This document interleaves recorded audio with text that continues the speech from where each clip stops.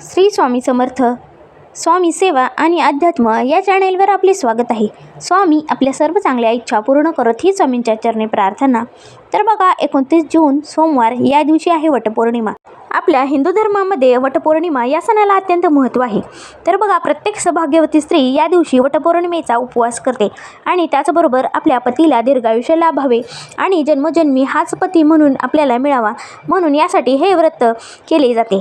त्याचबरोबर बघा, या दिवशी प्रत्येक स्त्रिया आपल्या पतीसाठी उपवास करतात. त्याचबरोबर वटपौर्णिमा सण साजरा करतात.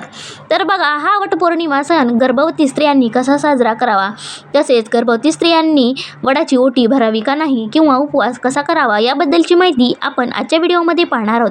तर व्हिडिओ नक्की शेवटपर्यंत पहा.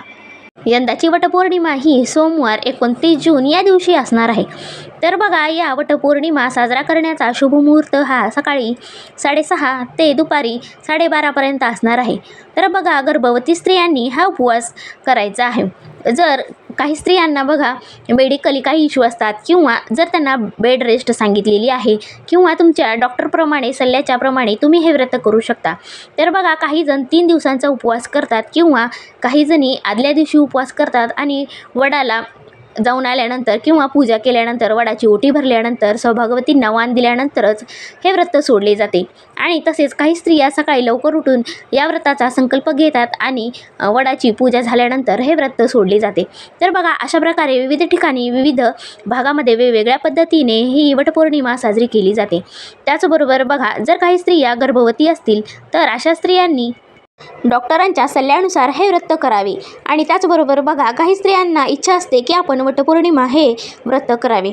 तर बघा, तर त्या स्त्रियांनी सकाळी उठून संकल्प घेऊनच आपल्याला हे व्रत चालू करायचे आहे आणि त्यानंतर आपण दूध फळे खाऊन हे व्रत करायचे आहे. आणि त्यानंतर वडाची पूजा करून आल्यानंतर आपल्याला जेवायचे आहे आणि त्यानंतर संध्याकाळीसुद्धा तुम्ही जेवू शकता.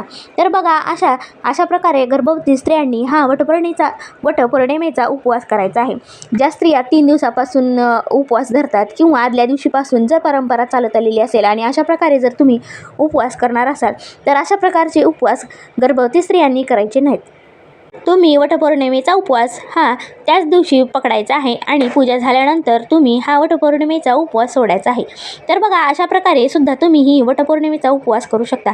आणि त्याचबरोबर बघा, गर्भवती स्त्रियांनी वडाची पूजा करावी का, वडाला 7 फेरे मारावे का आणि दुसऱ्या महिलांची ओटी भरावी का, असे सुद्धा प्रश्न आहेत.